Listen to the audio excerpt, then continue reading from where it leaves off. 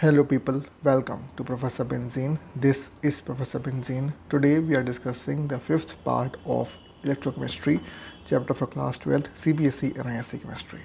In this video we will discuss electrolytic cells and Faraday's laws of electrolysis.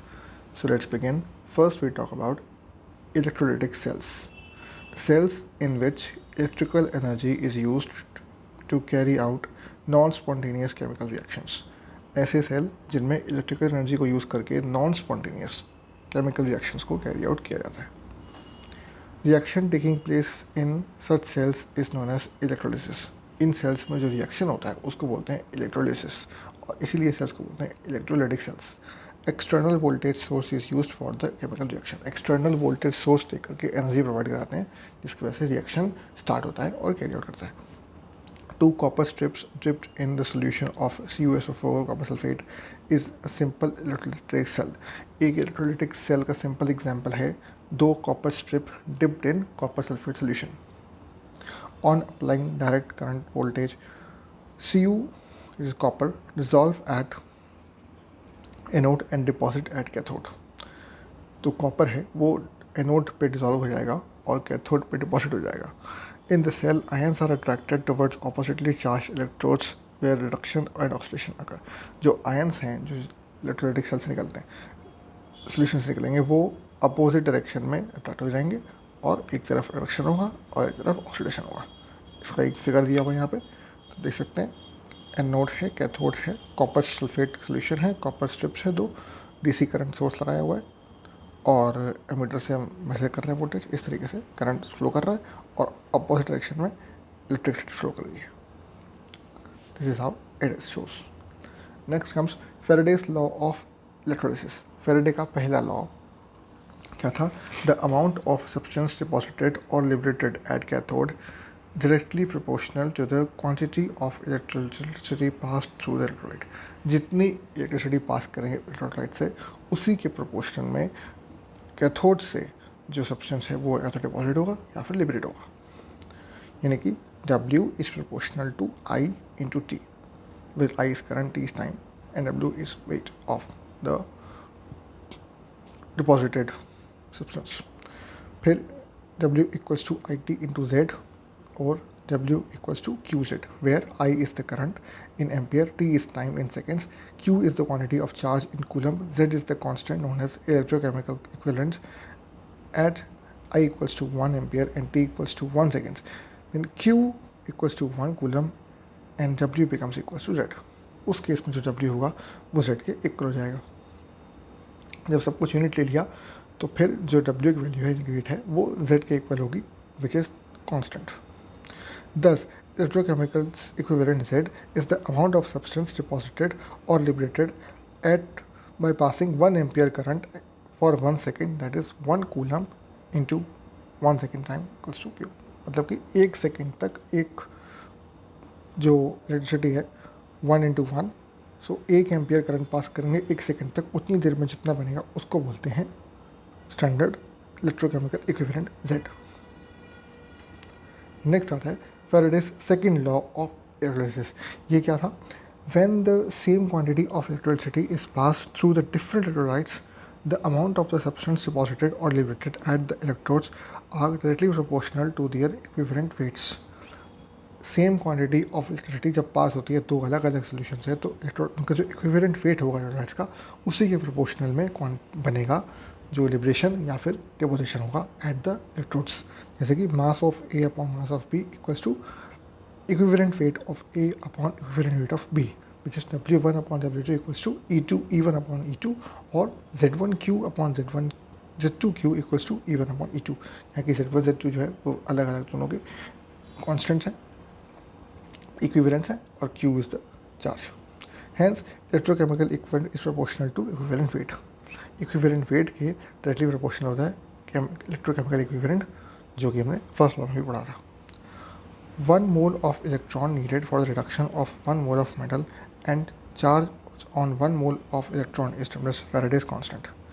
1 mole electron चाहिए होता है 1 मोल metal के reduction के लिए और 1 मोल इलेक्ट्रॉन के ऊपर जो चार्ज होता है उसको बोलते हैं फैराडेज कांस्टेंट जिसकी वैल्यू होती है 96,500 कूलम्स पर मोल.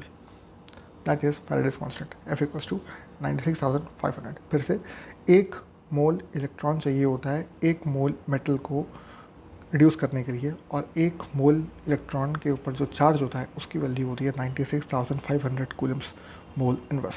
उसको बोलते हैं Faraday's constant.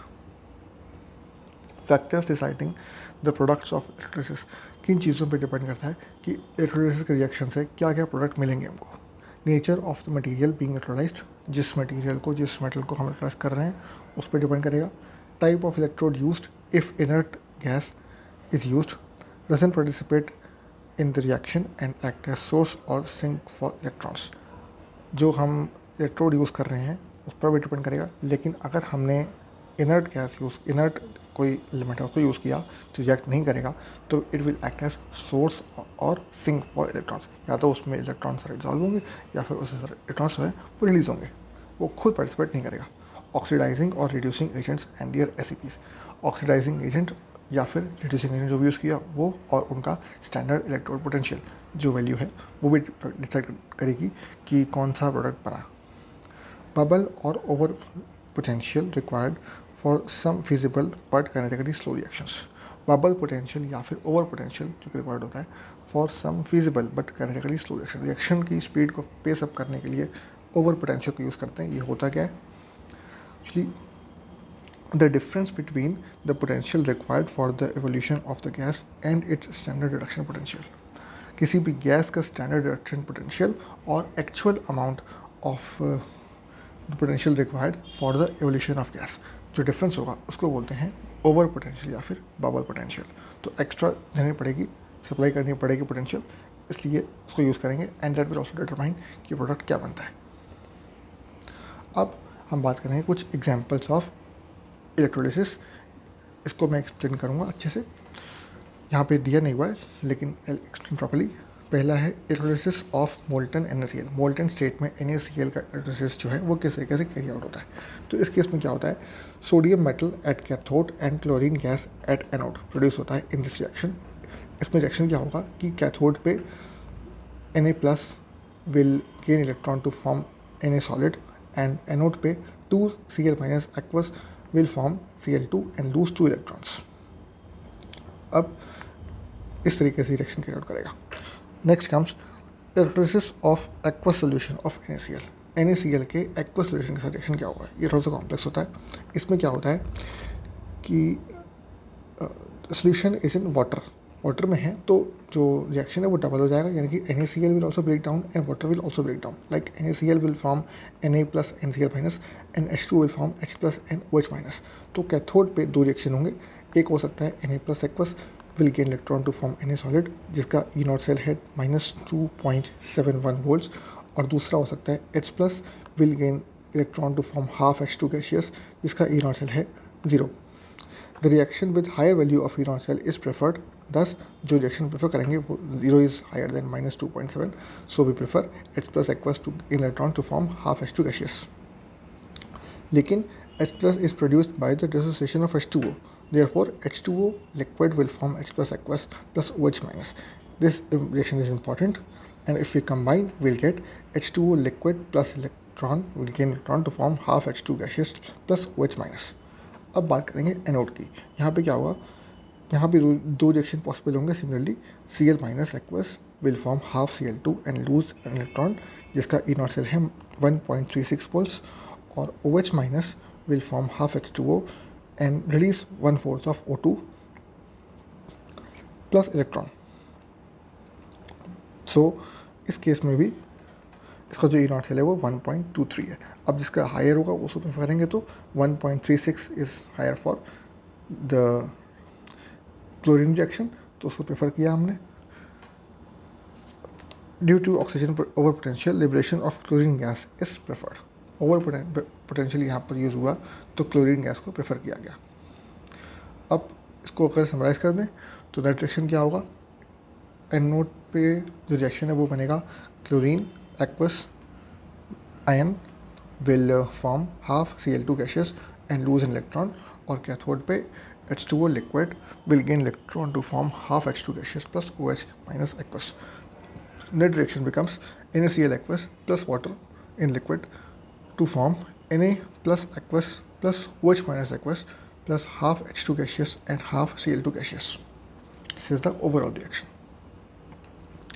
Next we talk about electrolysis of brine using Hg as a cathode. Mercury का कैथोड यूज़ करें इसी रिएक्शन में तो क्या होगा.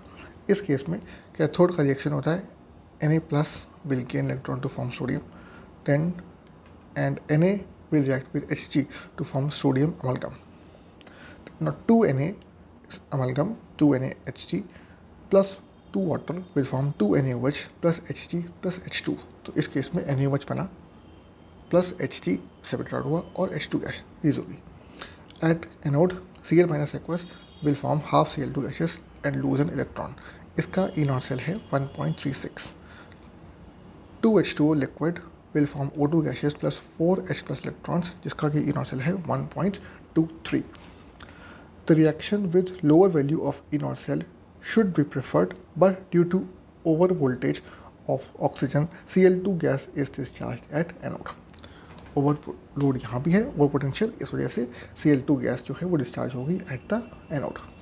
सो इस तरीके से रिएक्शंस काम करते हैं. तो दोस्तों इस वीडियो में इतना ही. अगर ये वीडियो आपको पसंद आया, अगर ये वीडियो आपके काम का था, प्लीज़ इसे लाइक करिए, चैनल को सब्सक्राइब करिए और इस वीडियो को अपने दोस्तों के साथ स्कूल में, कोचिंग में सब जगह शेयर करिए. मिलते हैं नए टॉपिक के साथ अगले वीडियो में बहुत जल्द. Thank you very much.